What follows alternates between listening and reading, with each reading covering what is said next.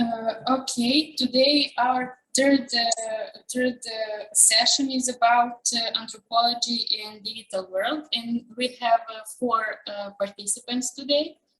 Our first presenter is Banić Grubišić, and today we will hear a presentation about digital humor and memes and digital folklore. Ana, you can start. Dobar dan. Ja nisam razumela da je trebalo spremiti prezentaciju na engleskom. Today we have one participant from Greece, and this introduction is in English, but we will combine Serbian and... Okay, maybe later we could have a discussion in English, I don't know, because my presentation is in Serbian. Dobro, dobar dan ili dobro jutro svima. Ja ću danas govoriti, zapravo moj naslov nije toliko dobro sročen, zato što iako ću ja s jedne strane govoriti o internet mimovima, zapravo se svi ti digitalni sadržaji mogu odrediti kao mimetička komunikacija, dakle nisu u strogom smislu internet mimovima, da naravno postoje različite definicije internet mimova. Ja ću sada da pokušam da podelim prezentaciju, samo da se setim kako to ide.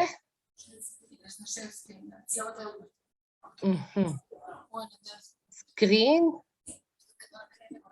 Ne. Recite mi šta sada vidite?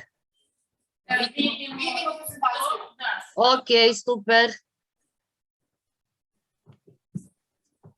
A što ne može da se kao slide show sad napravi? From the beginning, ok. Dobro, dakle, naslov mog izlaganja je internet mimovi kao simboličke forme otpora, digitalni humor, protestna politika i ekološki pokret, odnosno pokreti u Srbiji.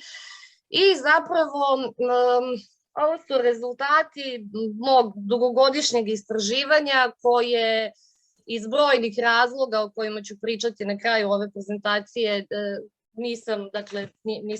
nisam ih objavila. I kao što sam malo pre rekla, mislim da je bolje govoriti o mimetičkoj komunikaciji u sprezi sa protestnom politikom, nego o internet mimovima u strogom smislu. Dakle, kao što je poznato i tako svi ti uvodi naglašavaju značaj koju uopšte evolucija internet alatskih servisa i usluga koje se označavaju ovom čuvenom kovanicom Web 2.0 dovela do ubrzanog razvoja društvenih medija, odnosno platformi za socijalno umrežavanje kao što su Facebook, YouTube, Instagram i tako dalje. To je do te promene da se na internetu više ne nalaze samo statičke web stranice, nego da je sadržaj koji se putem interneta deli interaktivan i dinamičan i da se sama mreža doživljava kao platforma i korisnici učestvuju u kreiranju i rekreiranju tih sadržaja. Dakle, mimovi su danas prosto nešto sa čime se susrećemo na svakodnevnom nivou i oni nisu samo, da kažemo, više u domenu digitalne kulture, već su, dakle, postali deo našeg svakodnevnog života i oni kao, internet mimovi kao svojevrsne aktivističke prakse, naravno oni koji imaju tu kritičku oštricu u sebi, odnosno oni koji predstavljaju socijalne komentare, imaju nezanemarljivu ulogu u savremenoj političkoj kulturi. Kako je istakla teoretičarka digitalnih medija Limor Schiffman, koja se zapravo negde i najviše bavila internet mimova, iako danas naravno ima dosta radova o ovom području digitalne kulture, skoro svaki veliki javni događaj proizvodi, odnosno utiče na stvaranje brojnih mimova, jer mi živimo, kako ona kaže, u dobu koje pokreće hipermimetička logika i dakle, svi ti javni događaji, bilo da su u pitanju predizborne kampanje, smrti poznatih ličnosti, građanski protesti ili političke krize, pogoduju nastanku brojnih takvih sadržaja i mimovi, dakle, kao artefakti digitalne kulture su postali neizostavni način današnje komunikacije, svojevrsni digitalni vernakular i zapravo najpopularniji primer globalnog digitalnog folklornog stvaralaštva. I moglo bi se reći da internet mimovi, ali i Photoshop sadržaj, odnosno Photoshop lore, sažimaju neke od osnovnih principa novih medija i digitalne kulture uopšte i oni su gotovo sinonim, dakle, za tu digitalnu vernakularnu kreativnost, odnosno materializovani ishod participativne digitalne kulture, rezultat kreativne korisničke interakcije, reč za kojom posežemo kada želimo da objasnimo viralnost, to je sve prisutnost neke pojave, ali isto tako i pikselizowana šala pohranjena na memoriji pametnog telefona ili pak digitalno opredmećenje protestnog poziva konektivne akcije.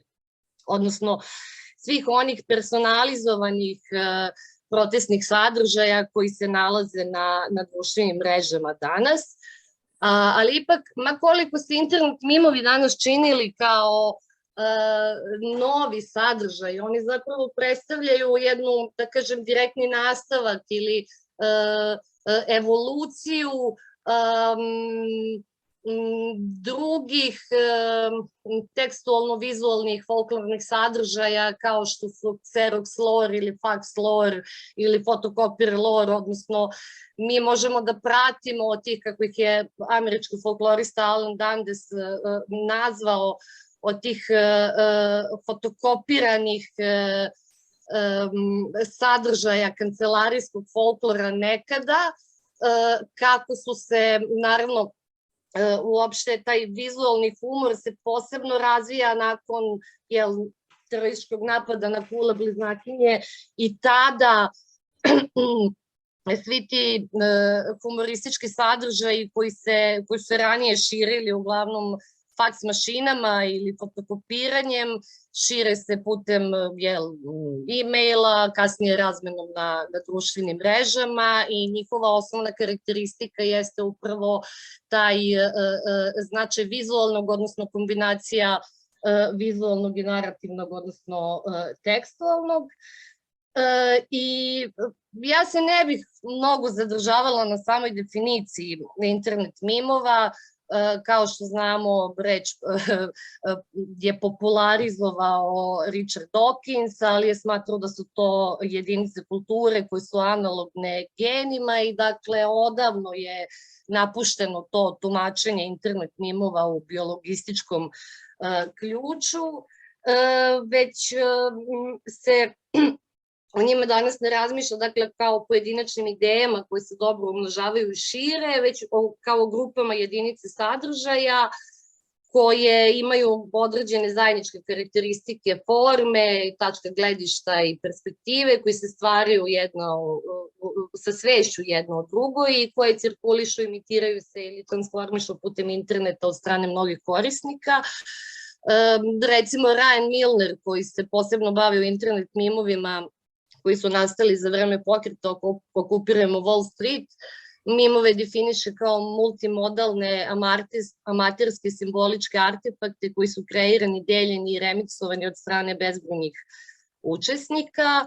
I dakle, već kad sam pomenula Okupirajmo Wall Street i svi znamo da su društvene mreže imale izuzetan uticaj tokom revolucija koje su označene pod kolektivnim nazivom Arapsko proleće i kao što se svuda u svetu prosto društvene mreže utiču na oblikovanje i mobilizaciju građanstva da učestvuju u protestima, tako su i u Srbiji, socijalni mediji imali značajnu ulogu u popularizovanju i oblikovanju ekoloških pokreta ili ekološkog pokreta u Srbiji. Ja sam se Dakle, već od 2018, početkom 2018. godine, počela sam da pratim u to vreme neformalnu, samoniklu, environmentalističku grupu Odbranimo reke Stare planine, koji su osnovali kako lokalni aktivisti koji su se borili protiv izgradnje mini hidroelektrana na Staroj planini i kasnije u drugim zaštićenim područjima, tako i ljudi iz drugih gradova u Srbiji. U tom smislu postojalo je dve, da kažemo, organizacije. Odbranimo reke Stare planine je osnovana kao Facebook grupa sredinom 2017. godine i zapravo se prvo zvala Odbranimo Toplodolsku reku Srpski Kolorado, da bi kasnije preimenovana u Odbranimo reke Stare planine. I u početku je ta grupa imala nekoliko hiljada članova, da bi se vremenom članstvo razvijalo i umnožilo, tako da recimo 2019. je bilo oko 60.000 članova, a danas ima oko 150.000 članova. S druge strane, drugi lokalni pokret koji se razvio vezan za odbranu reka je Savez mesnih zajednica Stare planine, koji je osnovan 2018. i gde su se prosto predstavnici mesnih zajednica sela na Staroj planini, 39, udružili i napravili svoj pokret. Sad ja ne bih ulazila u razne razmirice i ostalo što je vezano za ova dva pokreta, ali definitivno je da je grupa Odbranimo reke Stare planine nekako pokrenula tu, da kažemo, lavinu ekološkog aktivizma i da su načini, retoričke strategije koje su oni koristili, vizualni sadržaj koji su oni koristili, dakle ne samo administratori grupe, nego i obični članovi grupe, pošto je grupa zamišljena kao ne hijerarhizovana, kao grupa koja zapravo nema vođu, koji svi jednako učestvuju, u kojoj nema cenzure i zapravo koja je s jedne strane služila i da informiše širu javnost o problemima i ekološkoj katastrofi koja će različitim aspektima dovesti izgradnja ili je dovela izgradnja mini hidroelektrana u zaštićenim područjima kao što je područje Stare planine, ali isto tako je ta grupa je bila mesto jedne eksplozije kreativnosti i solidarnosti i dijaloga i zapravo ova grupa, pošto obično kada govorimo o digitalnom aktivizmu, često se može čuti da je to zapravo nekakav petominutni aktivizam, kliktavizam ili slaktivizam i da zapravo sve to što se dešava u online svetu nema nekakvog velikog, kako bih rekla, odjeka u offline svetu, što naravno nije tačno i što upravo različite protestne akcije i druge akcije i peticije pokazuju na primjeru ove grupe i da uopšte dakle, komunikacija na ovoj grupi je bila vrlo, kako bih rekla, samonikla i sadržaj spontani i uopšte funkcija ove grupe i deljenja i stvaranja i posle kasnije šerovanja tih sadržaja nije bila samo puka zabava i dokolica, već je imala velikog udela u uspostavljanju i održavanju ove internet zajednice i bila je, kako kažem, snažno povezana sa ispoljavanjem kako individualnog, tako i kolektivnog identiteta članova grupe.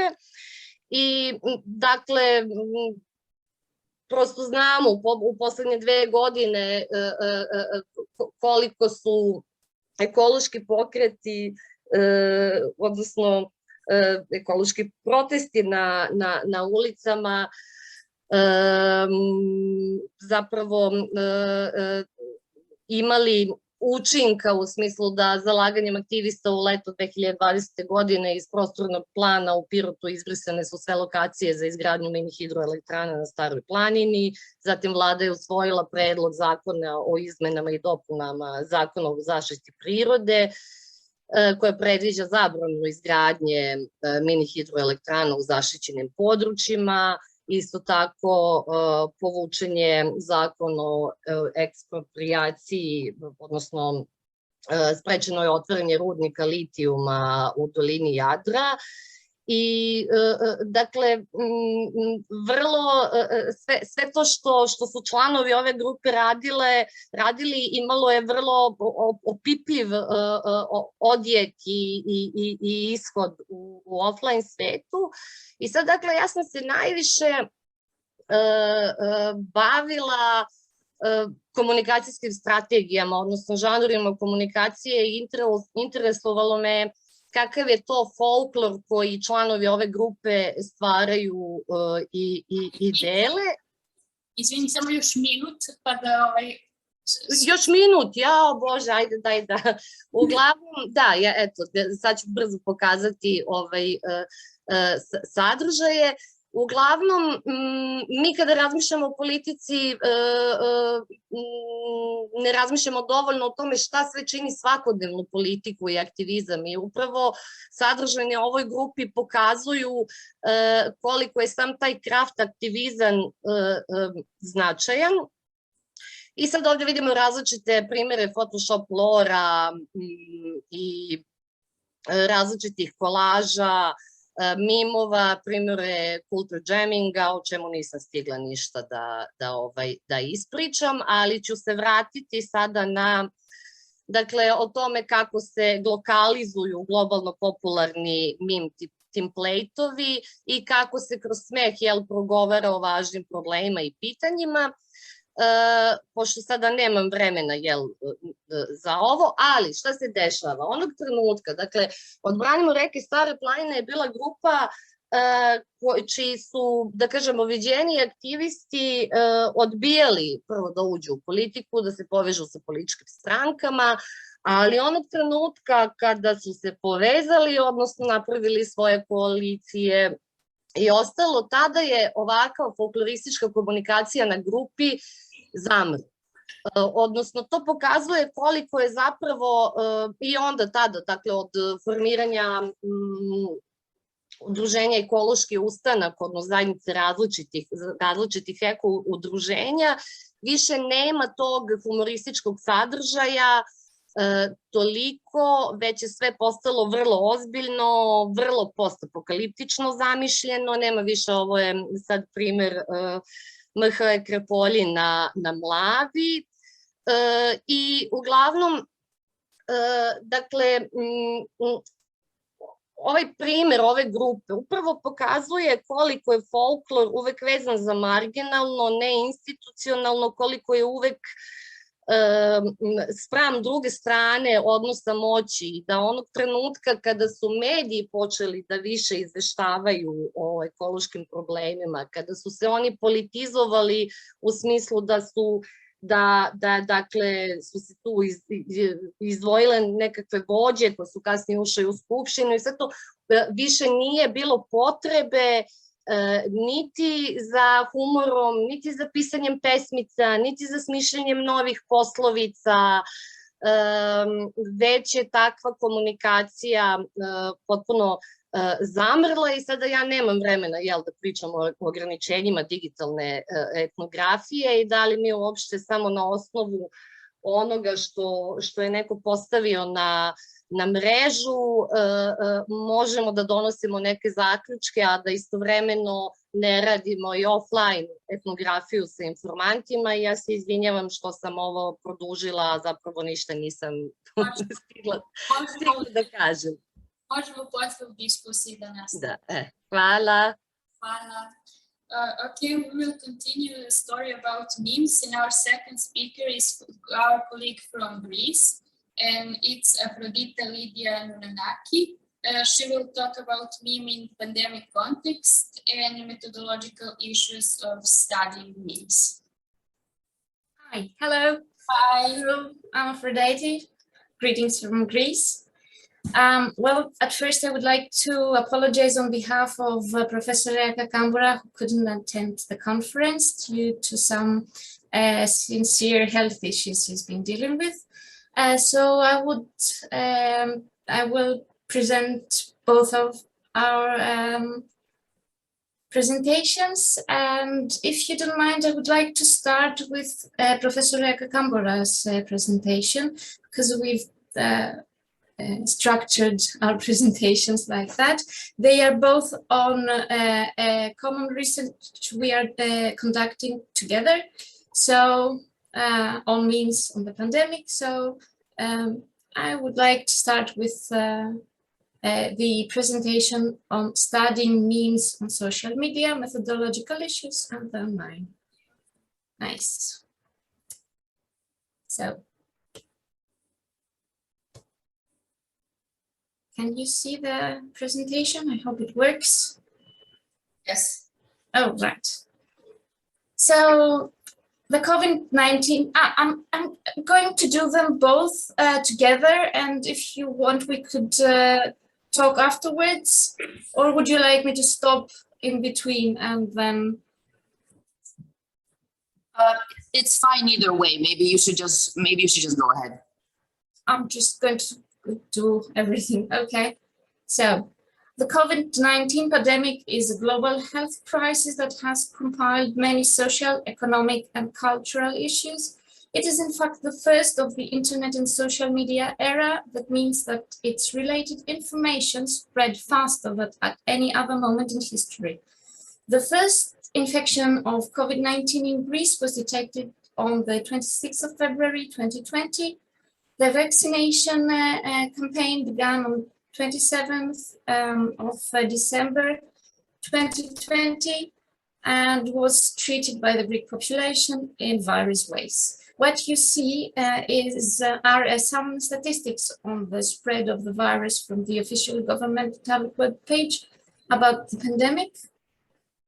What seemed to be very interesting and creative was the way internet users reacted on the pandemic through memes. A few words about internet as a field of research. Internet can be seen as a new data of this era that facilitates the diffusion of popular culture more widely, even globally, and also quickly, but it cannot be separated from the field of folkloristic and anthropological studies. Of course, one fundamental difference is their substance, their materiality, being the one digital and the other physical, yet both relate to common or similar issues that are inextricably linked. Still, many subjects that fall within the folklore and anthropological themes, such as humor, tradition, religion, ritual, etc., have taken new dimensions or have been modified through the digital world. Folk and popular culture appeared online and began to spread in such a clear and recognizable way, as Blank mentions, by the time the internet became a means of easier communication, as it did in the offline world. The field of digital folklore is the one dealing with those aspects. Although the international bibliography has turned early on the research of this environment, the Greek folklore was quite late. However, in the last 10 years, the interest of Greek folklorists and anthropologists has strongly turned to the environment, producing a remarkable work. What you see are some indicative international and Greek bibliography. How can the material be located and collected on the internet? The research method employed in this new field are the same, as Budka points out, as the conventional ones used in the offline world, as our ethnographic method or field research, but by critically preceding some of their aspects and adopting them to the new environment. So material from the internet arises using distinct methods depending on the target of the respective research. Long-term online folklore study can be applied to investigate, for example, the dissemination of a particular kind of popular culture in the new environment. Digital ethnographic research, that is ethnography, is used to explore digital communities, interactions, and relationships among website users. Digital ethnography is in essence the transfer of the principles and techniques of traditional ethnographic research to digital environments focusing on digital communication and the study of digital communities. As Kozinets points out, it is the qualitative research method that adopts the techniques of ethnographic research to the study of culture and communities that emerge within digital environments. The first, sorry for that. If it's bothering you, I could change the slide. So the first extended, let me go one back, return to that later. The first extended research on the field in the context of Greek folkloristic was completed on 2015. It was the doctoral dissertation entitled New Horizons on the Greek Folklore Studies, Internet as a Field of Producing, the Dissemination and Educational Exploitation of Popular Culture. Its main objective was to collect, elaborate, and reveal elements of popular culture which exist in a specific virtual community, Second Life, one of the first interactive digital environments after the two was established. The dissertation presented the definitions of two notions, one on virtual community being formed by online folk groups, and another one on virtual identity, a basic element of a virtual community. The first extended long-term online folklore research was conducted in another doctoral thesis entitled Greek Urban Legends on the Internet, which was completed in 2022. This thesis was the first extended one researching on urban or contemporary legends in Greece, and the first to which the method of long-term online folklore was described, defined, and applied. The research was conducted on the internet, and its purpose was twofold. On the one hand, the aim was to create an index of Greek contemporary urban legends, because nothing similar exists, and on the other hand, to highlight the impact of the internet on the features of the genre in its dissemination, but also its uptake by the users of the internet. Of course, instead, internet archives can be reviewed, and technology can be employed as a projection of the decryption tool for a digital archive, but also as a tool for collecting new data. The distribution of folkloristic material on the internet could be described as traditional folk culture that is transmitted, disseminated, but also preserved on the internet, or as modern forms of popular culture generated primarily for online use, although many of them spread beyond this environment and are integrated into the offline domain too, as our means. These are the two doctoral theses I talked earlier. Still, which part of the chaotic space of the internet is going to be examined? The internet is one of the most visible manifestations of globalization, making all current products fabricated by smaller or larger groups accessible and allowing their interaction with those produced by other groups. Still, part of the internet is becoming local due to the activity of users who transfer their cultural characteristic on it. Nevertheless, on account of the worldwide nature of the field and globalization, many items of popular culture often cease to contain only the features of a local tradition and follow the new path of a multimodal spread that is now global due to high mobility across national borders. The spoken language is one of the most distinguishing cultural features. Therefore, this national internet can be identified in most cases by the functional use of national languages on it. So the Greek internet is the one where the Greek language is employed. In the context of digital folklore and using the example of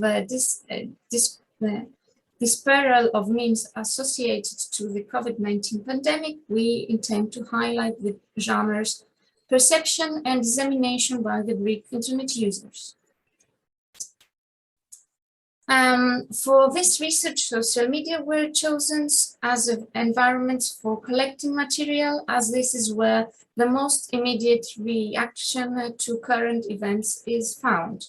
In social media, there are groups of users who create or reproduce memes. In short, social media enable two-way communication between users who know each other and strangers who share common interests. That is, it is usually not a matter of unilaterally receiving information, but of exchanging, sharing, and communication.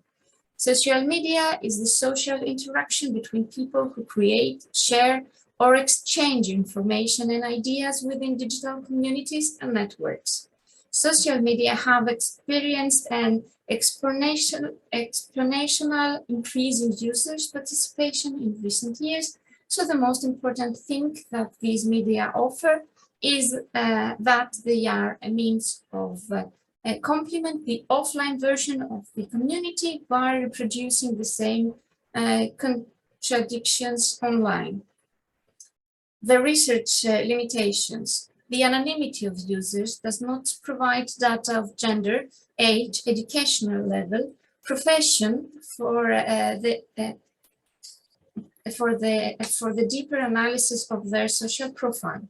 For researching in these fields, the already existing profiles of the researchers were used, through which relevant groups and profiles were located. To approach them, a tactic that emerges as an endemic practice in the social media environment was applied, the one of the lurker. It is about non-participatory observation, which in social media research is the specialized technique of the lurker. As a kind of multimedia digital popular lore, memes tend to emerge in online environments, criticizing or commenting on attitudes and behaviors, as well as current social, political, and cultural issues.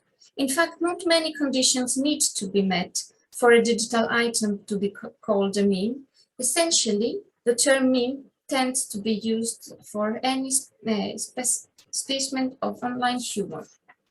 The term was introduced by Dawkins in his 1976 book, The Selfish Gene, with another meaning, combining the English word gene with mimesis, imitation, to describe the self-replicating unit of culture, since man is not limited only to his biological constitution. The term is transferred to the internet as an internet meme, but nowadays the word meme is immediately connected to the internet one, so the specification internet meme is no longer required. The meme refers to words, phrases, images, and ideas spread from user to user. The original form of the genre is an image or photograph which has usually undergone some processing through specific programs as Photoshop, so to promote the wanted message. Eventually, images and text complement each other, while the text is the one that mainly gives the message. Thus, memes turn... Sorry? You have 15 minutes more for your... For everything? No, yes, for everything. Oh, Jesus. Can try to do it. Okay. Okay, let's go on. It seems there are two starting points in the creation of the genre. Blank states that this form of comedy tends to employ very strong images that characterize a current moment. He points out that the altering of such image is popular response against some unnecessary or extreme action. He mentions the a case of the casually pepper spraying everything cap. That was the cap, a picture of a cap spraying on using uncalled for violence on a peaceful protest, and he became a Photoshop in lots of ways, like in the cover of Abbey Road from the Beatles. But it is not necessary the current moments to be captured in a picture, so to be turned into a meme. It seems that the response to any issue stated could become a meme as long as the issue commented on is widely known. The most well-known such reaction to current affairs was established to occur through Twitter, in which a typical form of reaction appeared that can be described as witticism. This kind of reaction has not been studied in depth, rather due to its transformation into memes very soon, and after its initial appearance on Twitter and spread beyond it through the whole internet. I'm not going to tell you what witticism is. What you see are two sets of Twitter witticism turned into memes, and two Facebook pages that say they are turning Twitter witticism to memes. So memes are now recognized as the international by the international literature as a type, not as a means of online communication, and as objects of participatory digital popular culture, characterized by the process of consuming and producing. It is common ground that the development and events that occurred in the prior period after the outbreak of the pandemic stimulated the activity of users on social media, which was also reflected in the creation of digital humor. Thus, the fact that humor, as Dantes points out, is also often used as a collective defense mechanism for the mental health of the group. And that's, in short, what Professor Kambara would say.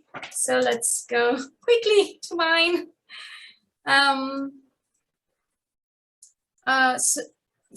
Despite the fact that netizens express their perception of the new and unknown situation that prevailed with COVID, creating memes. This presentation, this research can attribute also to the anthropology of infectious diseases, because memes are multi-vocal symbols with different meanings for different audiences, representing a social response to a lethal pandemic in the digital age. So the spread of memes will be underlined by analyzing data from Facebook and Instagram. 30 Facebook pages and 21 Instagram profiles were examined. There are mainly the same profiles in both online environments. We decided though to collect material from both because the users are different. So The comments on the memes might show a different reception. The sample collected was consists of 10,833 posts. As analyzing both the internet sub-environments and the memes located on them is important because, as Geertz mentioned, working out what people think they are up to involves a close scrutiny of the means they have available for expressing and understanding themselves and their world.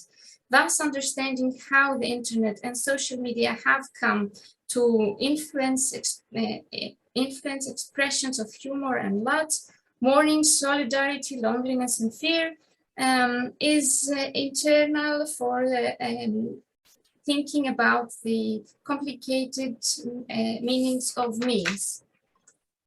The subject matter of the memes collected, as you can see in the figure, could in rough lines be grouped as followed: pandemic, coronavirus, quarantine, state measures, masks, daily life, vaccine, distance learning and working, persons associated with the pandemic, blame the Chinese, and conspiracies. As shown by the figure, the subject that prevailed were life during quarantine, the governmental measures to limit the spread, adding meaning to the epidemic of signification, concept introduced by Traceler, which among other things draws attention to new meanings that are generated through lived experience and media representation.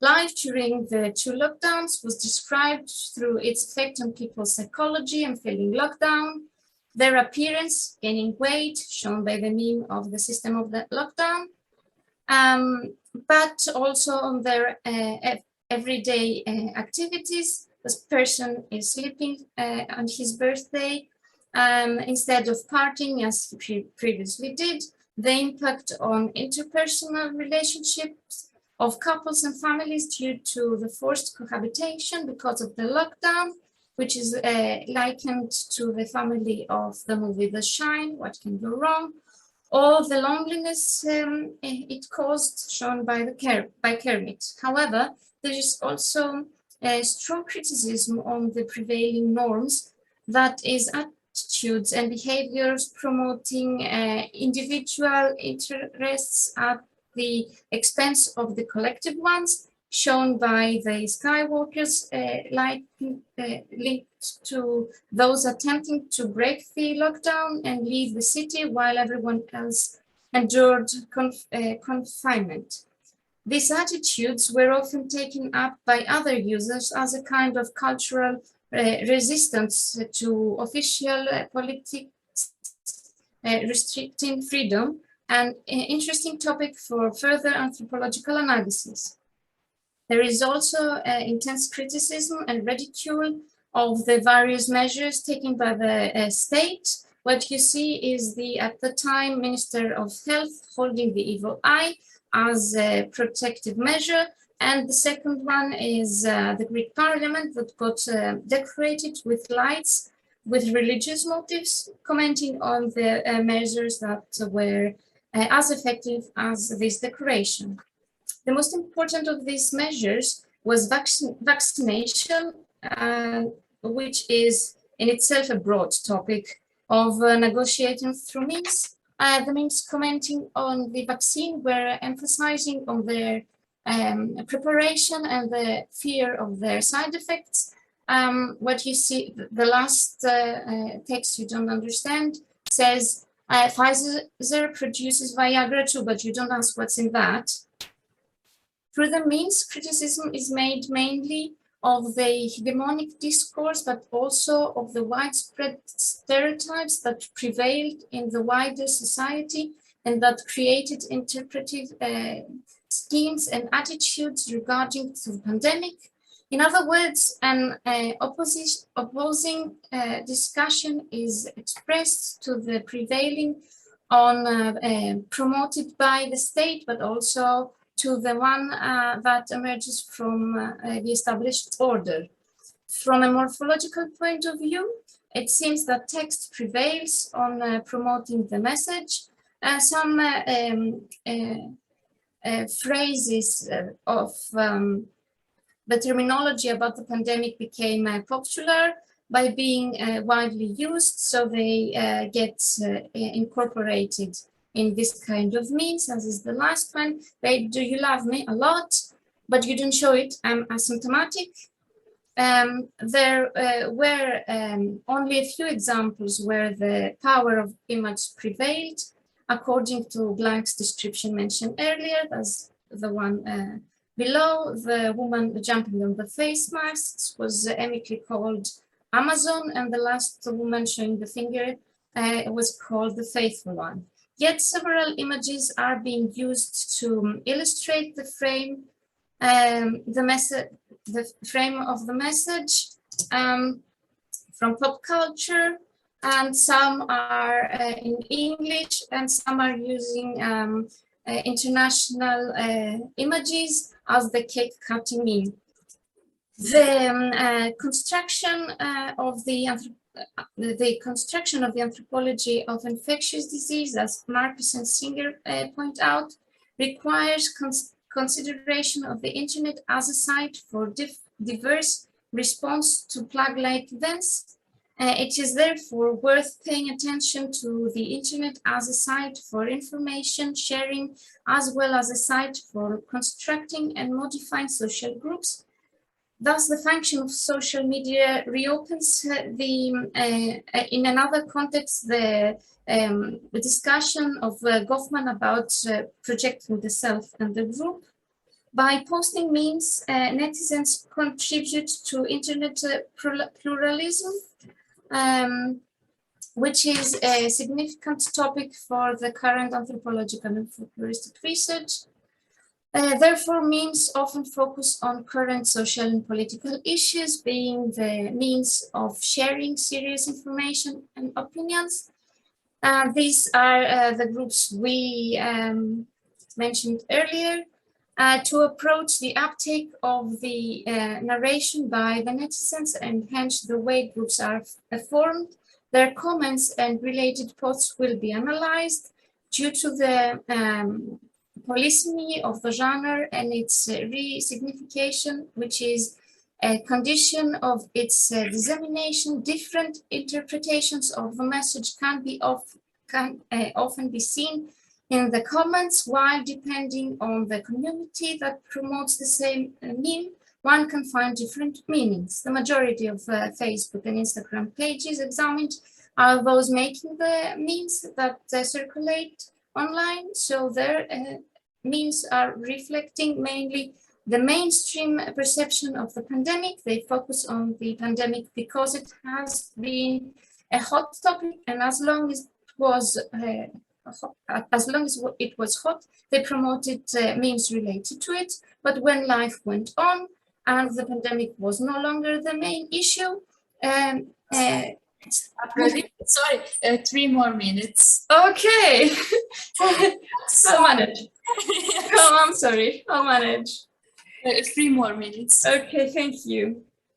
The comments on this kind of memes are mainly showing the effectiveness of the attempt to make users laugh. Of course, due to the fact that these groups are very popular, some comments are against the message of the meme. There are some comments on that. However, in addition to these groups, often others were also located and examined that focus only on the topic of the pandemic and post memes only on that.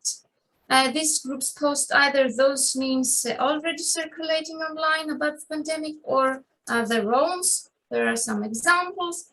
However, in addition to these groups, others, as Orin points out, a joke's performance meaning and interpretation depends on who is taking the joke, the audience, and the setting. Therefore, jokes naturally tend to have multiple performance meanings. Reference to the issue is not limited in these kind of groups. They keep posting on memes on the pandemic.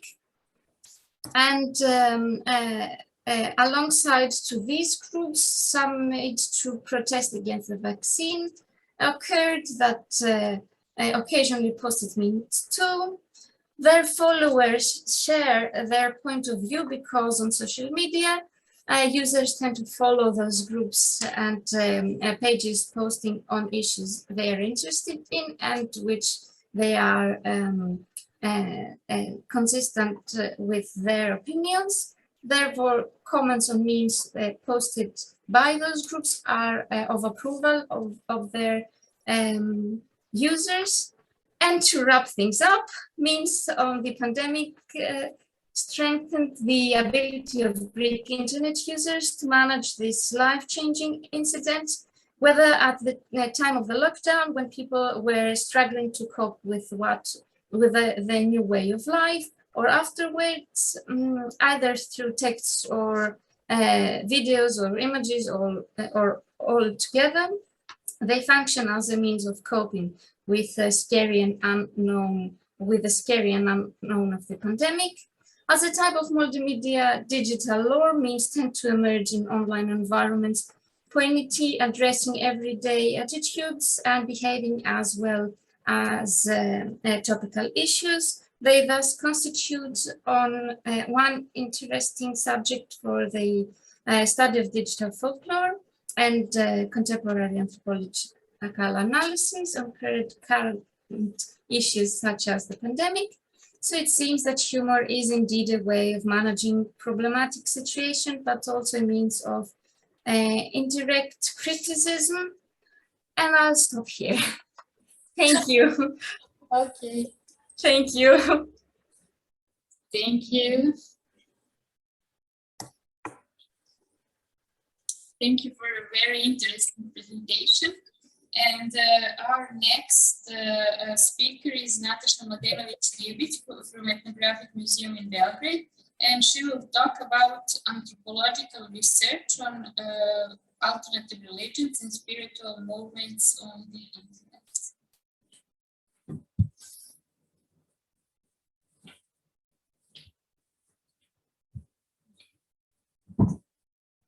Dobar dan svima. Ja bih pre svega želela da se zahvalim. Ja bih pre svega želela da se zahvalim Etnografskom institutu Srpske akademije nauke i umetnosti u Beogradu na pozivu za učešće na ovoj konferenciji i da na ovaj način zajedno proslavimo vaš 75. rođendan. Kao što je Sonja navela, govorit ću o mojim istraživanjima religije na internetu, konkretno alternativnih religija i duhovnih pokreta. I počet ću od toga da dve karakteristike koje se javljaju kod religije krajem 20. i početkom 21. veka na koje ukazuje Gerc, a koje su ujedno u stvari deo mnogo šire društvene slike, odnose se na postepeno oslobađanje glavnih religija od mesta, ljudi, naroda i društvenih formacija, oblasti i civilizacija u okviru kojih i u skladu sa kojima su istorijski nastale, a sa druge strane pojava religijskog učenja, bilo nasleđenog ili stečenog, umanjenog ili intenzivnog, kao i veoma fleksibilnog, pokretnog, odnosno promenljivog instrumenta nacionalnog identiteta. Takođe, svedoci smo i da jedna od važnih karakteristika savremenog načina života predstavlja voljno ili nevoljno kretanje ljudi, ali i čitavih zajednica iz jedne države u drugu, gde ljudi sa sobom nose i obeležje kako materijalne, tako i duhovne kulture. Na ovaj način dolazi do formiranja multikulturnih i multireligijskih društava, a još jedan faktor koji Parcić naglašava, koji je uticao na promenu takozvanog religijskog pejzaža Zapada, predstavljaju nove komunikacione tehnologije u koje on ubraja i radio, televiziju i internet, koje su omogućile brzo i daleko širenje informacija kako o drugim kulturama i religijskim zajednicama uopšte. Transformacija religioznosti, koja je uslovljena uticajem ove tehnološke civilizacije u kojoj živimo, tako postaje predmetom interesovanja savremene antropologije religije, koja se, kako Đorđević navodi, između ostalog bavi i uticajem medijske kulture na širenje novih religijskih pokreta. Ovde vidimo da se mediji u stvari izdvajaju kao jedan od ključnih faktora u savremenom širenju religijskog učenja i možda na prvom mestu tu možemo staviti internet. ovu sferu savremene komunikacije od drugih, da kažemo, starijih vidova, poput radija i televizije koje su pomenute, izdvaja to što ona ima sposobnost da promeni prostorne uslove postojanja, samostalno, simultano u stvari obuhvatajući čitav svet i menjajući ga ili čak brišući granice unutar njega. Ove informacione i komunikacione tehnologije su u stvari generisali novu vrstu prostora koje smo mnogo govorili i juče. Dakle, to je jedno elektronsko bezprostorno mesto koje postoji kao digitalni paralelni svet, paralelni sa fizičkim svetom i koje se može nazvati cyber prostorom, virtualnim prostorom, mrežom i drugim imenima. Do nekog radikalnog preokreta u pristupu internetu dolazi 2002. godine, gde je naša koleginica Sonja lepo primetila da je javni diskurs u stvari vozi taj termin Web 2.0, koji upravo referira na taj prelaz od pristupa postojećim podacima, odnosno pasivno čitanje podataka i informacija na mreži, ka modelu kreiranje podataka na mreži. Odnosno, ono što je sada u fokusu popularne upotrebe interneta jeste taj user-generated content ili sadržaj koji kreiraju korisnici. Na taj način stvaraju se nove vrste javnog prostora koje omogućavaju komunikaciju među korisnicima, ali i pojavu novih formi socijalne interakcije i integracije. I opet ću citirati Sonju da pojavom svih društvenih mreža, koji je jedan korak sada dalje u odnosu na sajtove koji su, da kažem, jedan vid jednostavne komunikacije, u stvari one predstavljaju platformu na kojoj je moguće graditi zajednice. Dakle, ne a priori da se one stvaraju, već postoje taj digitalni prostor da je to moguće učiniti, odnosno prenositi zajednice iz fizičke realnosti u taj prostor. Kada govorimo o alternativnim religijama i duhovnim pokretima, pre svega njih posmatram kao fenomene sa manjim ili većim stepenom organizovanosti koji ne potpadaju u kategoriju takozvanog glavnog toka religija. Oni nude neku vrstu odgovora na pitanja koje su u osnovi verske, duhovne ili filozofske prirode, a religioznost se doživljava u smislu da nudi jedan religiozni, odnosno filozofski pogled na svet i tvrdi da pruža sredstva kojima se može postići neki viši cilj, poput transcendentalnog saznanja ili duhovnog prosvećenja. S obzirom da sam naučnik koji dolazi sa prostora Srbije ili Evrope, ovo su takođe alternative religijama koje su vekovima prisutne na ovim prostorima i još jedan razlog za interesovanje za ovu temu upravo leži, da kažemo, u savremenom shvatanju religijskih pokreta alternativne prirode u srpskom društvu, odnosno te predstave o alternativnim religijama i duhovnim pokretima su pre svega negativnog ili uopštenog karaktera, tako da daju jednu iskrivljenu sliku o realnom stanju kada je u pitanju prisustvo netradicionalnih oblika religioznosti i praktikovanja novih oblika religioznosti i duhovnosti u Srbiji. Iako imamo internet koji nam, kako da kažem, omogućava lakšu potrebu za informacijama o različitim tipovima religioznosti i duhovnosti, nekako predstave su i dalje, da kažem, ostale, da kažem, nepromenjene u tom smislu. Obuhvatnije istraživanje religije na internetu počinju da se sprovode od početka 21. veka i sa jedne strane su ona fokusirana na definisanje teorijsko-metodološkog okvira za bavljanje ovim fenomenom, a sa druge strane na analizu egzistencije konkretnih oblika religioznosti i duhovnosti. Osnovu nekog terminološkog aparata kada je u pitanju istraživanje religije na internetu čini Helandovo određenje načina na koji ljudi koriste internet u duhovne svrhe, gde on izdvaja religiju online, koja podrazumeva religijske sajtove koje su upisane tako da koriste tradicionalne forme komunikacije kako bi predstavili religiju i uglavnom je to one-to-many komunikacija, odnosno pred jednog ka mnogima. Dok sa druge strane imamo online religiju koja predstavlja u stvari oblik učešća koji verno odražava to idealno interaktivno okruženje na mreži i omogućava tu many-to-many, odnosno od mnogih ka mnogima komunikaciju. Na ovaj način korisnici internet sajtova mogu da se, da kažem, uključe na različite aktivne i interaktivne načine, uključujući online molitvu, bogosluženje ili meditaciju. Još jedan važan segment u analizi sadržaja na internetu posvećenih alternativnim religijama i duhovnim pokretima jeste upravo praćenje ovih komunikacijskih tokova, što može da nam ukaže, dakle, na stepen interaktivnosti određenih religija i duhovnih pokreta, ali i na okvire u kojima je moguće formiranje online religijskih zajednica. Govorili smo mnogo o online etnografiji, dakle, i danas i juče, i samo da se podsjetimo u stvari da istraživanje na internetu, to jest korišćenje interneta u svakodnevne svrhe jeste i u svrhu obrazovanja, istraživačke ili rekreativne svrhe, što nas je onako, da kažem, znatno se intenziviralo pandemijom COVID-19. Tako da na internetu u stvari on predstavlja jednu globalnu bazu najrazličitijih informacija, ali znanja koje je dostupno nama naučnicima iz različitih oblasti. Povećanje tih dostupnih informacija koje je uzrokovano informatičkom revolucijom, profesor Kovačević je podsjetilo da je to ponovo u stvari aktualizovalo taj kabinetski rad koji predstavlja negde osnovu, da kažem, rada rodonačelnika naše discipline. Postavlja se pitanje kako pristupiti istraživanju religije na internetu, o tome smo već čuli i od drugih koleginica jedne, da kažem, neke od metoda, a neke metodološke pristupe izdvaja i koleginica Gabrilović koja ukazuje na pasivne i na aktivne metode sakupljanja podataka u cyber prostoru, gde pasivne metode izjednačava sa usmerenim i neusmerenim posmatranjem u offline svetu, gde je fokus na analizi internet sadržaja, učešću u online komunikaciji i posmatranju ponašanja internet korisnika u realnom okruženju, a u aktivne metode ubraja online i offline intervju ili anketu, kao i kombinaciju ove dve vrste postupaka sa istim ispitanicima, naglašavajući da je sam izbor metodologije u stvari zavisi od istraživanja, s čega smo se dotakli na jučerašnjim predavanjima. Jedna od prednosti svakako online etnografije jeste i ta dostupnost, odnosno nepostojanje nekih vremenskih ograničenja kada i kako možete sprovoditi vaše istraživanje. I samo bih zaključila sa, da kažem, razmišljanjem o potrebi za sprovođenjem antropoloških istraživanja religije na internetu. Dakle, svedoci smo činjenice da je komunikacija putem interneta doživela znatne izmene koje su bile uslovljene rastućim potrebama njegovih korisnika.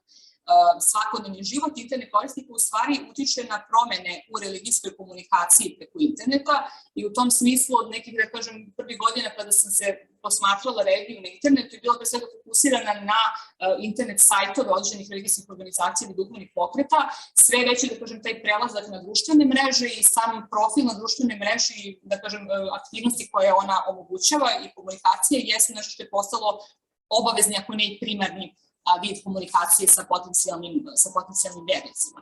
Međutim, iako je evolucija komunikacije preko interneta prosto prisutna, ona nije dovela do nestanka nekih ranijih formi oglašavanja na mreži. Samo istraživanja interneta i religijske komunikacije preko ovog medija su neophodne s jedne strane zbog toga što je on najšire rasprostranjen fenomen, da kažem, u savremenom društvu i sa njim reaguju zaista ljudi iz celog sveta. Sa druge strane, analizom toga kako alternativne religije i duhovni pokreti konceptualizuju internet kao religijski prostor, stiže se uvid u savremene oblike ispoljavanja religioznosti i duhovnosti, modele širenja religijskog učenja u digitalnom okruženju, potencijalne promene u prenošenju religijskog učenja i praktikovanju religije, ali i njenu egzistenciju kako na mreži, tako i u realnom svetu. Hvala.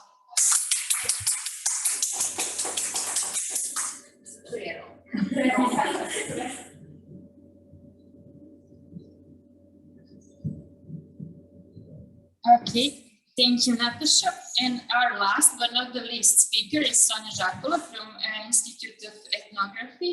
And we will hear now her presentation. It's like an episode of Black Mirror, where cyber bodies, dystopian capitalistic business plans, and changing human-internet relationships in the Anthropocene. Da li ću uspjeti da pokrenem prezentaciju? To je sada pitanje.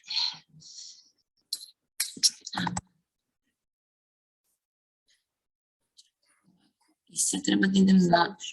A gde sam? Samo ga gore u baru. Aha, slideshow, ali da, prvo share screen, a gde mi je sad dovedjelo? Aha, čekaj, share screen. Share. Dobro, i sad jel te...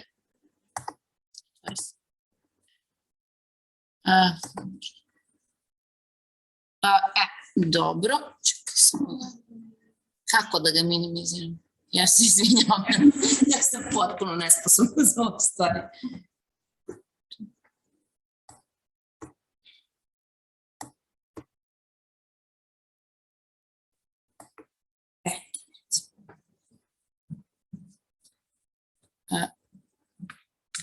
Izvinjam. Dobro, morat ću da sednem. Dakle, dobar dan, ja sam Sonja Žakula iz Etnografskog instituta SANU i danas ću da predstavim neka moja, ajde da kažemo, novija razmišljanja o internetu, koja sam spakovala u jedan prilično nezgodan naslov, kao epizoda Black Mirrora, kiborška tela, distopijski kapitalistički poslovni planovi i odnos između ljudi i interneta u antropologiji. Sad, verovatno većina vas zna, ali Black Mirror je jedna britanska serija koja se bavi napretkom tehnologije, bliskom budućnošću i onako prilično distopična i recimo trenutno na internetu postoji vic koji kaže da više ne snimaju Black Mirror zato što previše liči na savremeni svet. Sada, pre nego što krenemo, juče i danas smo dosta slušali o tehnologiji, slušali smo o tehnofobiji, naročito od Sonje Žakule, koja negde jeste nešto što obeležava i naš savremeni trenutak, ali i naše odnose prema tehnologiji kroz vreme i kroz prošlost. Tako da ću sad da iznesem 3 pravila u vezi sa tehnologijom koje je postavio veliki Douglas Adams, kojeg možda znate, on je SF pisac, zapravo verovatno ga znate kroz autostoperski vodič kroz galaksiju. Sad, ova njegova 3 pravila su se pojavljivala više puta, ovo je konkretno iz članka koji je izašao u Sunday Times 1999. godine pod nazivom kako da prestanete se plašite i počnete da volite internet. Tako da kaže prvo pravilo. Everything that's already in the world when you're born is just normal. Anything that gets invented between then and before you turn 30 is incredibly exciting and creative, and with any luck, you can make a career out of it. Anything that gets invented after you're 30 is against the natural order of things and the beginning of the end of civilization as we know it until it's been around for about 10 years. Then it gradually turns out to be all right, really. Ovo je važno da zapamtimo zato što postoje različiti, rekla bih, polariteti našeg odnosa prema tehnologiji koji je jako kompleksan i koji se, čini mi se, sve više i više usložnjava. Sad, ja sam tačno pre 10 godina, 2012. godine, objavila članak koji se zvao Da li kiborzi sanjaju biomehaničke ovce i zapravo je govorio o tadašnjem trenutku na internetu na neki način i proistekao je zapravo iz mog diplomskog rada koji se bavio društvenom mrežom MySpace. Neke stvari koje su tada bile aktuelne jeste bila pre svega ideja o demokratizaciji komunikacije koja je došla sa webom 2.0. To je ono čemu smo čuli već na nekoliko mesta, tako da se neću ponavljati, ali znači internet 2.0 je onaj koji stavlja akcenat na user-generated content. Sad, ja sam dalje tu govorila i definisala sam nešto što se zove hiperrealnost 2.0, odnosno govorila sam o tome da više ne postoji ili prosto nije funkcionalna distinkcija između virtualnog i fizičkog prostora, između virtualne i fizičke realnosti, već se sada te dve realnosti nekako urušavaju jedno u drugu. One su u konstantnom preplitanju, u jednom konstantnom dinamičnom međuodnosu koji zapravo više ne možemo ih posmatrati odvojeno. Sada možemo govoriti o jednoj realnosti koja je sačinjena od prosto i jednog i drugog na neki način. Teško je zapravo to i misliti. Sada, da bismo iskusili jednu takvu realnost, mi postajemo kiborzi. To znači da zapravo da bismo u potpunosti učestvovali u društvu, u svim njegovim manifestacijama koje se dešavaju i online i offline, mi moramo imati nekakvu alatku, nešto putem čega ćemo moći da pristupimo internetu. Dakle, moramo da imamo jedno dodatno čulo koje je u vreme kada sam ja prvi put pisala o ovome zapravo bilo računar, danas je to mobilni telefon i malo ćemo još govoriti o tome posle. Dakle, moramo da imamo to jedno dodatno čulo da bismo mogli u potpunosti da učestvujemo u svetu. I sad, u to vreme kad sam ja pisala o tome, postojao je i dalje optimizam. Tu je ponako, i dalje se to bilo novo, nekako je previralo.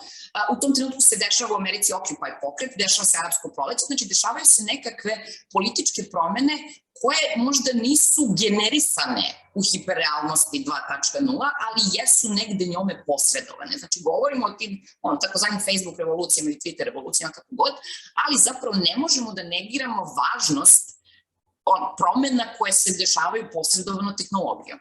Ana je malo pregovorila o tome da prosto to se nije završilo tada.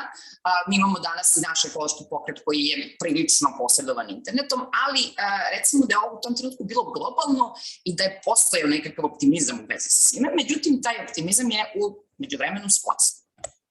Znači, šta se promenilo? Ja ovako volim da ilustrujem kako je izgledao internet nekada, kako je izgledao u prošlosti kada sam ja bila mlada i kada sam ja počela da ga koristim. Dakle, bio je kao jedna epizoda Mandalorijanca. Dakle, to je bio kao bojac u svemiru. Vi ste jedan anonimni junak, odnosno junakinja, koji, tako sa kacigom niko vas ne poznaje, vi ste for all intents and purposes, vi jeste anonimni zapravo. I vi svojim svemirskim brodom, koji je vaš računar, danas možda telefon, ali opet stvari su se promenile, vi letite kroz nekakav nepoznati prostor, nekakav space, koji je potpuno nov i prosto to vi bazate tako tim svemirom, tražite avanturu i super.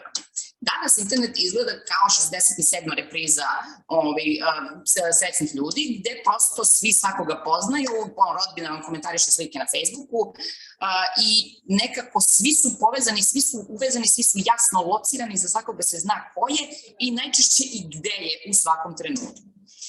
Još neke stvari su se promenile su se u poslednjih 10 godina, znači od trenutka kada sam se ja poslednji put bavila ovime. Dakle, sa jedne strane promenio se hardware. U trenutku kada sam ja počela se bavim ovime, glavni alat za pristup internetu je dalje bio računar. Vi ste recimo u Africi imali tu pojavu da su se ljudi masovno preko mobilnih telefona kačili na internet, zato što su mobilni telefoni bili jeftiniji i zahtevali manje druge infrastrukture nego računari, ali danas imate potpuno promenu gde na zapadu trend je takav da je vama prosto mobilni telefon glavni prozor u svetu, Dan je baš tako rekao, glavni prozor kroz koji vi gledate na internet je danas telefon. To ima i neke druge posledice, između ostalog i telefon možete nositi svuda sa sobom, nosite ga u WC, ležete u krevet sa njime, znači on je stalno tu i samim time što vam je fizički, kako bih rekla, pristupačniji vam je na druge načine i više vam se uglači pod kožu. S druge strane, softver i interfejs su se promenili. Danas imate mnogo više reklama, imate razne kolačice koje vas svuda prate na internetu i skupljaju vaše podatke, harvestuju ih da bi posle prodali negde. Ali imate i jednu, kako bih rekla, pacifikaciju s jedne strane. Naprimjer, kad ste imali MySpace, vi ste kroz neko najbazičnije HTML kodiranje mogli da napravite da vaš profil izgleda kako god vi hoćete. Mogli ste da obraćate stvari, da menjate boje, da ne znam, pa svašta je tu moglo da se uradi, što bi dalo nekakav lični pečat. S druge strane imate Facebook i za ostale sad manje više, ali konkretno Facebook imate jednu matricu koja je identična za sve i koja se ne može menjati. Vi samo tu nešto popunjavate, a neko sa druge strane samo presipa vaše podatke, pretvara ih u kofe zlata. Sad, i još jedna i možda ključna stvar koja se dogodila, jeste odjednom naprasna velika monetizacija interneta. Znači, i sad to nije nešto što se dešavalo postepeno, to nije nikad govorimo o tome kao to je nešto potpuno depersonalizovano i imamo tu naviku da kao što to zamišljamo neizbežnost kapitalizma, tako zamišljamo i ovo kao nekakav gradualni put koji se sad tu dešava. Jeste, nije bilo iz nebuha, ali postojala je jedna prelomna tačka i ovaj užas kakav je internet sada jeste počeo 2012. godine kada je Google doneo nove Terms of Service, gde ste vi kada se prijavljate prosto da napravite profil u kakav god, mail, šta već, pristali na to da Google harvestuje vaše privatne podatke. Stvar je u tome što legislativa, zakonodavstvo uvek kaska za tehnologijom i to je globalni generalni problem. I nije postojao način da se ovo u tom trenutku ograniči. Bilo je nekakvih reakcija, ali ono što se desilo jeste da je odjednom Google počeo da koristi vaše podatke, vi ste bili ti koji prihvatate to. Onda su svi ostali to videli od njih i odjednom se dešava nešto što bih ja rekla da nije evolucija, nego je kontrarevolucija u odnosu na ono što su bili nekakvi raniji hakerski pristup internetu, znači taj neki grassroots moment koji je uvek karakterisao tehnologije koje su u vezi sa internetom i u vezi sa hakovanjem još 80. godina na ovamo. I dakle, postoji jedna prelomna tačka u kojoj se to dešava i kada se sve okreće, kada sve postaje monetizovano, i polako klizamo kao jednoj potpuno kapitalističkoj distopiji. S jedne strane, dakle, pošto neko harvestuje vaše podatke, vi imate algoritam koji na osnovu nekih vaših sitnih izbora vama u stvari potpuno oduzima dejstvenost i plasira vam stvari koje biste vi već i ovako i onako gledali i kojima biste participirali. Stvara ono što se zove echo chambers, gde se vi zapravo obraćate i komunicirate samo sa ljudima koji misle isto što i vi. Ili vam sa druge strane s vremena na vreme baci kosku, zato što bes, animozitet, nervoza povećavaju engagement, pa vam onda pošalje nešto potpuno nebulozno, sa čime se uopšte ne slažete i onda se onako vampirski potpuno hrani na vašu reakciju na to. Sa druge strane ide kriza baš u ozbiljnu distopiju, ima epizoda Black Mirror o tome. Recimo, 2017. godine Microsoft je patentirao chat bota koji na osnovu uzoraka tekstualne komunikacije osobe može da potpuno rekonstruiše tu osobu i zapravo može da rekonstruiše mrtve. Tako da imate chat bota koji će odgovarati i razgovarati sa vama kao što bi to činila neka osoba koju ste poznavali, koja je preminula. Postoje i neki drugi programi koji rade slične stvari, kako bi to rekao Marx, all that is sacred is profaned. Još jedna stvar koja se dešava, koja je novi problem, koja će tek biti problem, su deep fakes, to su CGI, odnosno computer generated images, koji uz pomoć AI i machine learninga zapravo od ograničenog seta podataka, od ograničenog seta fotografija, mogu da naprave foto ili video rekonstrukcije, odnosno konstrukcije ljudi koji rade, govore, šta već, različite stvari koje ne bi možda palo na pamet i to se može zloupotrebiti na razne načine. Opet, juče smo govorili o digitalnom feudalizmu. Ja bih rekla da nije reč, da trenutno nismo još došli do digitalnog feudalizma, odnosno da nije to digitalni feudalizam, ja bih pre rekla da je to jedna prvobitna akumulacija, posebno ovo post-kužno vreme. Ovo naše post-covidno vreme jeste na neki način obrisalo sve i svašta i zapravo otvorilo vrata za najrazličitije za razmatranje najrazličitih aspekata tehnologije o kojima prosto nismo razmišljali ranije, ali na taj način otvorilo vrata za razvoj tih tehnologija, ali njihovu na neki način opet monetizaciju, upotrebu i zloupotrebu. U tom smislu, danas možemo da govorimo o posrnulim kiborzima koji su zarobljeni u nekakvom društvu nadzora. I sad, to ima različitih aspekata, naravno. Mislim, s jedne strane postoje telesne tehnike koje su nam sad već poznate, znači mi imamo načine na koje palimo telefon, odlazimo na aplikacije koje... I onda, na primjer, promeni nam se raspored ikonica i to već stvara frustraciju, to stvara nervozu zato što imate telesnu tehniku kojom koristite telefon. Takođe, mislim da ta stara neka ideja kiborga koja je postojala, mislim od DSF-a ranije, ali koja je popularizovala Donna Haraway sa tim nekakvim guranjem tehnologije pod kožu, prosto nije više održiva i nikada neće ni biti, zato što je mnogo lakše da vam neko na svake 2 godine proda novi telefon ili novi računar, bez da vi morate da idete kod lekara da ga instalirate. I drugo, opet sve apokalipse i sve propadanje je povezano, a živimo i ono što je antibiotska apokalipsa, tako da neće biti baš toliko jednostavno odlaziti na hiruške intervencije tek tako da biste instalirali novi telefon, nego se dešava mnogo jezivije stvar, znači vi ne ispuštate telefon iz ruku, ja ne ispuštam telefon iz ruku, nosite ga stalno sa sobom, ono je stalno u džepu, to 3 puta plaćate za sopstvene podatke i radujete se tome da vas neko prati i sluša gde god da idete. Mislim da je to mnogo pametnije nego, kako bih rekla, mnogo strašnija i morbidnija strategija nego zapravo guranje tehnologije pod kožu, čak i ako je podmoranje, zato što se ovde voze vas na to da vi želite te stvari. Sad ovde je ovo je odeljak iz osnivačkog pisma kompanije Meta, koja objedinjuje Facebook, Instagram i neke druge i razne druge proizvode tehnološke i ostalo koje pravi zapravo Facebook. Ovo piše Mark Zuckerberg 2021. godine. I sad govori o toj budućnosti, o meta budućnosti i svim njihovim divnim proizvodima u kojima ćete moći da uživate. Kaže ovako, in this future, you will be able to teleport instantly as a hologram to be at the office without a commute, at a concert with friends, ko bi išao na virtualni koncert, izvite, molim vas. Znači, živali smo 2 godine virtualnih koncerta, sasvim dovoljno. Or in your parents' living room to catch up. This will open up more opportunity no matter where you live. Naravno, ako imate para da kupite sve ovo što će vam trebati da učestvujete, ako ne, onda i nema veze da živite. You will be able to spend more time on what matters to you. Cut down time in traffic and reduce your carbon footprint. Kaže lik koji ide kod zubara privatnim avionom. Think about how many physical things you have today that could just be holograms in the future. Your TV, your perfect work setup with multiple monitors, your board games and more. Instead of physical things assembled in factories gde rade razni radnici koji će ostati bez kore, krov nad glavom i svega ostalog, they'll be holograms designed by creators around the world. You'll move across these experiences on different devices. Augmented reality glasses, znači više nećete morati ni da se matite, da ga držite u ruci, stoji samo na nosu. You stay present in the physical world.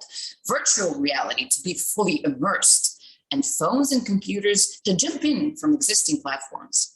this isn't about spending more time on screens. It's about making the time we already spent better. Dakle, postoji, imamo i opet moramo pogledati prema SF-u, kao što već govorimo već 2 dana, moramo pogledati ka SF-u i ovo, meni recimo ovo pismo zvuči potpuno užasno. Ja sam prilično entuzijastična što se tiče novih tehnologija, prilično sam entuzijastična što se tiče primjera novih stvari koje možemo raditi, ali meni ovo zapravo zvuči kao gori Matrix. Dakle, sećate se, pretpostavljam da većina ljudi gledala Matrixa, vi imate ovakve podobe u kojima ljudi žive, gde dobiju nekakve nutrijente kroz nekakve cevke koji su u venama i želucu te već, ali zapravo oni funkcionišu samo kao baterije za održavanje Matrixa. Ovde, kroz ovo što Meta, odnosno Zuckerberg predlaže, meni se čini da vi postajete, to je da mi svi postajemo nekakve ekonomske baterije koje održavaju njegovu veliku imperiju i uopšte to korporativni internet živim i to obrće se, on više ne služi nama, nego mi služimo njemu na neki način, par je to moj utisak, naravno subjektivno je sad. Ali ovo jeste nekako sklizavanje. Mi imamo jedno sklizavanje u potpuno jedan totalitarizam, jedan korporativni zapravo totalitarizam koji nas posmatra svuda, presluškuje to. I sad postaje se pitanje šta mi moramo, jer ne možemo samo odjednom kao ludisti da porazbijamo sve mašine i da odemo da prčimo ponovno po zelenim poljima srećni. To se neće desiti, znači nećemo se ratosiljati tehnologije tako lako, a i ako se individualno nje ratosiljamo, to nema nikakvih implikacija za društvo. Vajda ako govorimo o društvu, ako razmišljamo o društvu i odnosu između ljudi tehnologije i društva, šta možemo da uradimo da bismo stvari promenili. Ja sam o tome razmišljala i jako je teško i to je opet pominjali smo to, lakše je zamisliti kraj sveta nego kraj kapitalizma, ali šta možemo da uradimo da bismo ovo na neki način ublažili, da bismo stvari koje se sada dešavaju, da bismo tu korporativnu diktaturu na neki način minirali. Sad, različiti ljudi su razmišljali o tome, postoji nekoliko predloga. Jedan od predloga je proglasiti pristup internetu ljudskim pravom. Zato zvuči možda kontraintuitivno, zato što šta, kao da će svi morati da učestvuju, ali ne, zapravo kada proglasite nešto ljudskim pravom, onda je mnogo lakše regulisati. I u tom smislu, a drugo onda otvarate polje za nekakve nove ljude, za učešće ljudi koji nemaju nekakav start-up kapital, čiji roditelji nisu imali rudnike smaragda u Africi ili gde već, koji mogu da učestvuju, koji su u velikoj simulaciji zapravo slobodni da simuliraju. Još jedna stvar koja može da se uradi jeste potpuno zabraniti trgovinu podacima i data mining. Znači ono što uradite jeste da oduzmete sredstva proizvodnje. To smo već učili. Dakle, moguće je odupreti se ovako. Znači, moguće je takođe nacionalizovati internet kompanije. Kad kažemo internet kompanije, znači mislim sa jedne strane i na to Facebook, Google i ostale, ali mislim na provajdere. Dakle, učiniti stvari dostupnim i prosto zabraniti to vampirsku ekstrakciju kapitala iz vaših Google pretraga. To su neke stvari koje mogu da se urade da bi se ovako stanje stvari poljuljalo, ali sad moje pitanje nekako svima, pošto i ja razmišljam o tome, jeste i šta mislite da bi još moglo da se uradi, pošto meni ponestaje ideja stvarno. Tako da, hvala na pažnji.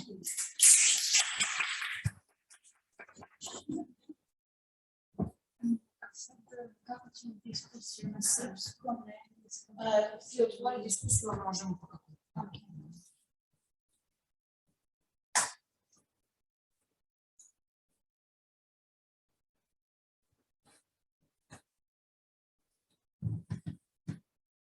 Ok.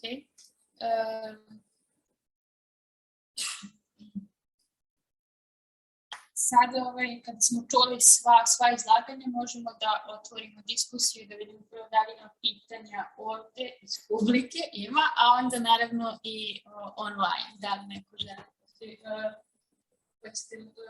Hoćete vidjeti sad? Ne, hoćete da dođe da da mogu da čujem. Dođi tamo pa postavite da morate. Pa može samo, da. Ćemo biti... Će biti možda ako padnemo u debatu. Evo nas. A kojim jezikom? Engleskom ili... Sve jedno. Može i na engleskom ako ti je lakše, tako mislim izbog... Okay, no? Okay, so thank you, Sonja, for this presentation. It was very interesting indeed. And I have some suggestions, yes, actually. But first, I would like to reflect on the last image that you showed from the Matrix, because I think it's a really important image. And as Slavoj Žižek says exactly about this image, this is something that we don't discuss enough when we talk about the Matrix. So what are these bats actually? So what are we in this world? Batteries, what are we feeding? Why are we there? I mean, we humans. And it reminds me on another situation in our life. So as I said yesterday, we spent more and more time in front of screens. So during lockdowns, 13 hours per day, which is like insane. And the majority of our waking life.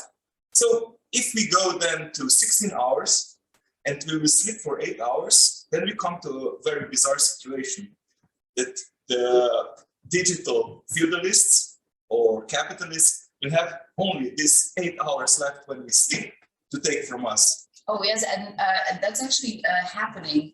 I've read the other day that a company has successfully projected images into women's dreams. So yeah, we're not safe while we're asleep. We are never safe. We're no longer ever safe. This is what Sonja and I have been discussing Last night. Because I was dreaming that I was trapped in a Zoom meeting. And that didn't happen only once, it happened like 3 times. Very nice. Fascinating. And here we have also a fascinating situation, which reminds me of my when I taught on Zoom in 2020, 2021, the same. So we're the only ones that are visible and others disappear. So the situation is somehow a retrospection of the last 2 years. But what I wanted to say, it is also worrying. The director, the CEO of Netflix said last year that the company's biggest competitors are not HBO and Amazon Prime and other providers of online TV. And he said, I'm quoting like from mine, not directly. He said, our biggest competition is your sleep. And so, yeah, and he wants, I don't know if he's actually a philosopher, but what really they want? They want to chip off part of our sleep, either to keep us more time awake or to get into our dreams. So this is really worrying, that we will lose the last, as Žižek says, the last part of our identity that is really ours is actually in our head. And this is what they're actually now competing for. So our imagination, our dreams, and so on. Okay, and now I have a solution, or a proposal at least. Okay, I think we have to shift the current business model, which is based on data extraction. So the companies like Google, Facebook, actually Meta, Amazon, what are they interested in, and what do they want us to be plugged in constantly? Because they're interested in our data. Because when they take our data, they take our identity and are able to create our digital doubles. And they keep them in their servers, and in their servers, they're serfs. This is maybe they're called servers, or in the clouds, whatever. And my proposal is that we establish a new business model that is based on data privacy, and that we are actually owners of the data. I talked to engineers, for example, and they said it's technically possible, either by blockchain technology or by data blocks. Somehow you keep your data safe and private, and then you're able to share your data, even sell your data, and take back your data. And you can be invisible with one click. You say, I'm not giving any data to you anymore. And in this way, for example, if you had two companies, one is Google and another Google, let's say, and Google gives you nothing for taking all your data, and Google gives you, I don't know, 50 euros per month. So they should be paying us because we are the working labor. And if you don't want to be serfs anymore and become working labor, they should be paying us. And this could be the basis of the universal basic income. You know, if I get 50 euros from Google, 20 euros from Amazon, 30 euros from Meta, and so on. And there are hundreds of companies who keep our little digital doubles. And if all of them have to contribute something, you could get 500, 600 euros per month. This is our value, you know? But as far as I know, they're not interested to change this business model. Whenever I introduced it to one guy from Google. The will never dismantle the master's house. Yeah, I introduced it to one guy from Google who was in the roundtable discussion, the same as I'm saying now. So, and I even said, like, let's share the money. I mean, if you get 100 euros from me per month, 50-50, okay? And let's shake hands. And then he didn't want to shake hands. He said that I'm a greedy person. Yeah, because I want to keep data for myself, and they know how to extract it, analyze it, sell it, provide it back to me, sell it back to me, and I would just leave the gold lying around. Like, I'm a greedy person. And I don't think we will be able to change this system, because this is the system that they live from.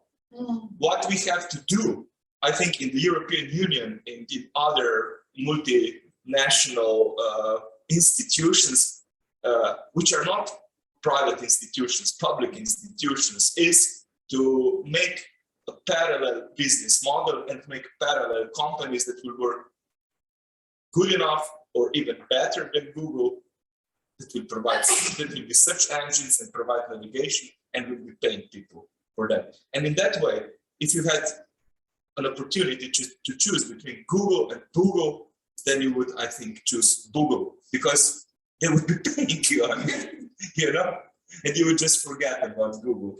So this is my proposal. I don't know what you think about it.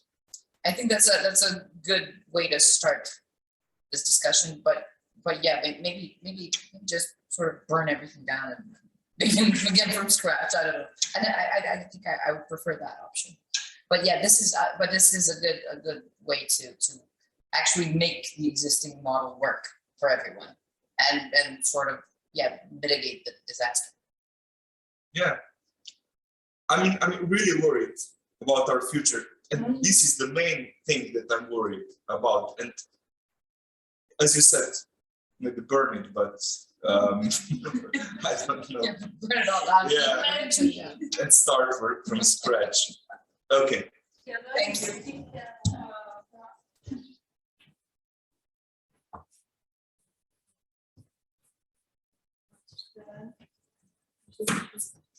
I have a question for, I think, Nataša and Afrodita and Anna. Maybe you discussed about that. I wasn't present on the whole session because I was in another session.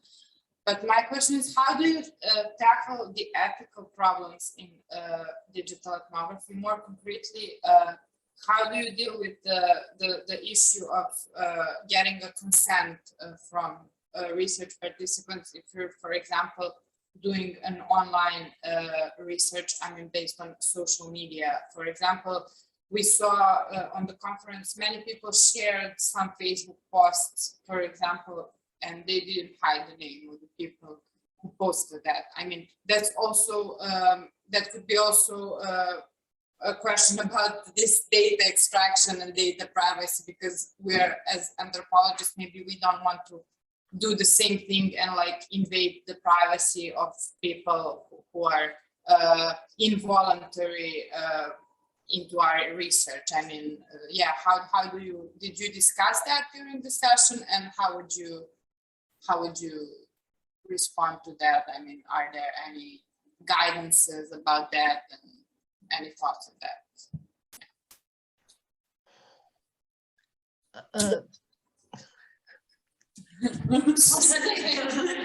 No, who will answer first? Do you want, Afrodit? No, you can. I'll do next. Okay. My examples were how to say, digital folklore expression. As something to be folklore, it is anonymity. So when you have a content and you don't know who made that content, who created, and later recreated, then it is like everything else from folkloric expressive culture. It is something that is from the community, and you don't know who is making that. But if you are researching, I don't know, shared stories or on social media, then I think that you must ask for the permission to put something in your research. So, but I don't know if I understand you correctly, because I didn't. That is problem with digital ethnography anyway. Will you research only data, or will you have informants? Either way, I mean, either way, you are showing someone's posts, and I mean, I know that these things are public and they are meant to be public, and a lot of these posts are public, but either way, it feels for me maybe because I'm obsessed with this data privacy issues in my research. Maybe that's what I'm asking, but still, yeah.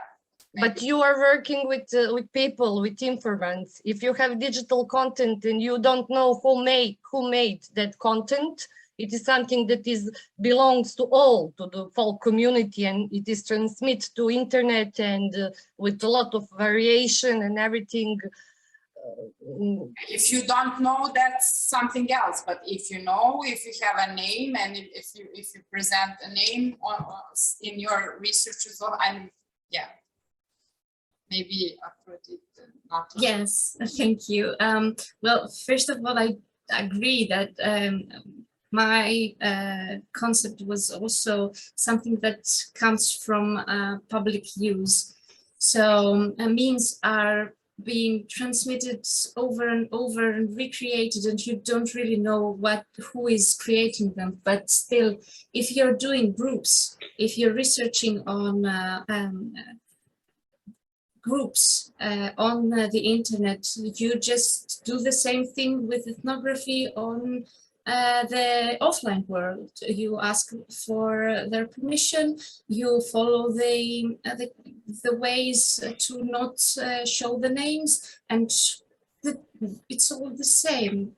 I mean, and disclose your position as a researcher in a way, right? I mean, sorry, I missed that. Do you disclose your position as a researcher? Do you say, like, I'm doing the research here? So yeah, well, when I was doing my PhD on contemporary legends, some groups that I used, I got part of, were closed groups, only for members, and most of them used to ask why you want to be participating in this group. So I had to say that I'm a folklorist and I'm doing this and that, and would you mind me being part of your group? And of course, when you're attending a group that is not open for everyone, I just use the information for getting some conclusions on stuff, but I don't show what the stuff from the page I don't show stuff from closed pages. I mean, publicly. I don't put them in papers. I don't show them in conferences. So I keep their privacy intact as much as I can. But still, I mean, it's if it's on a wall, something is on a wall, a graffiti is on a wall, you just don't ask for permission to study it.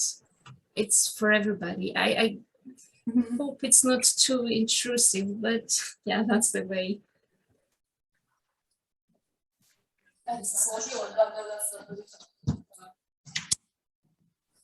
Well, I would just like to say that my main focus was in years before on the websites of the variety of alternative religious movements, and on the websites on the internet about them. And the other methodological issue was to differ the officials one from the non-officials or laički sajtovi.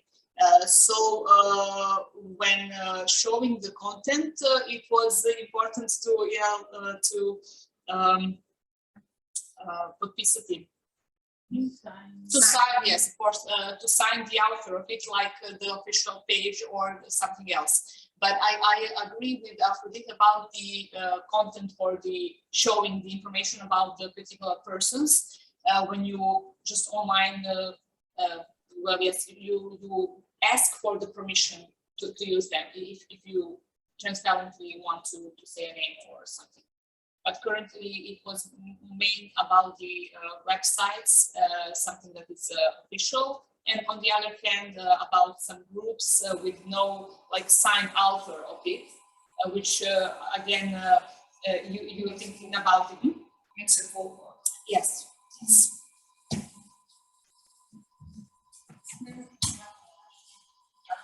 Mislim da je to zato što se nije menjala prezentacija. Stavljate možda neko pitanje, da li ima. A, da.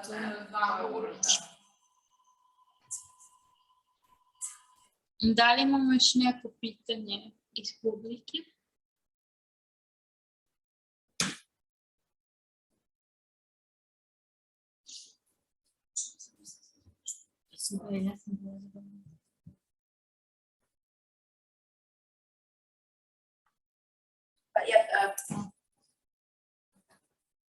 I had a question for Aphrodite, and it's also connected to the whole privacy issue. At some point in your presentation, there was, I think it was a quote about how it was about anonymity. That one of the setbacks of doing ethnography online was the lack of information on gender, what was it, age, whatever.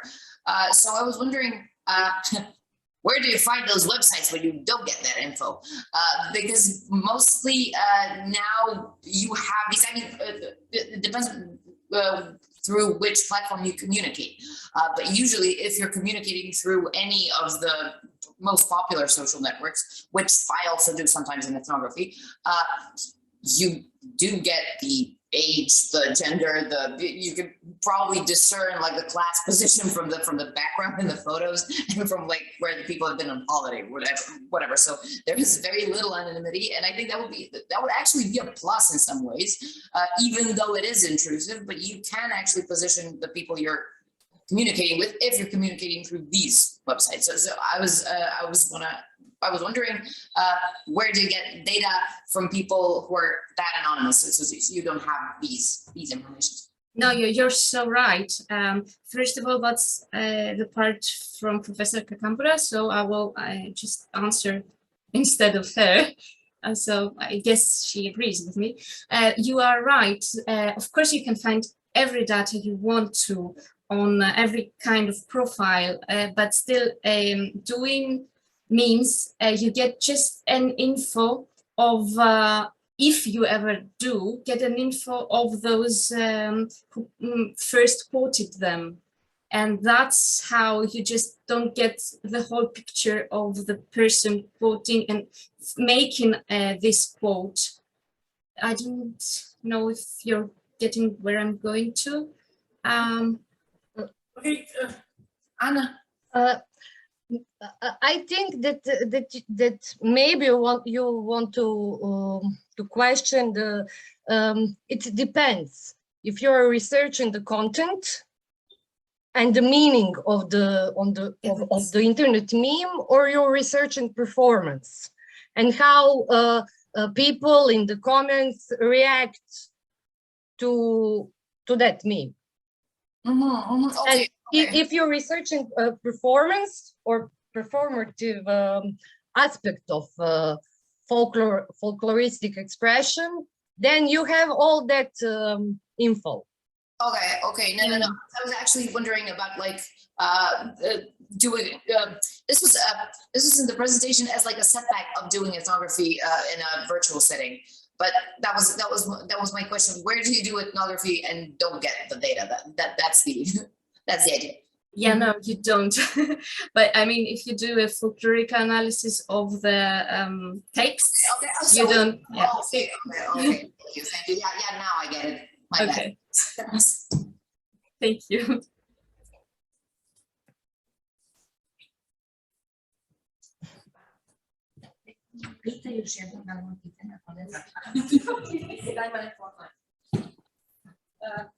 Da li neko još ima pitanje online ili da završavamo?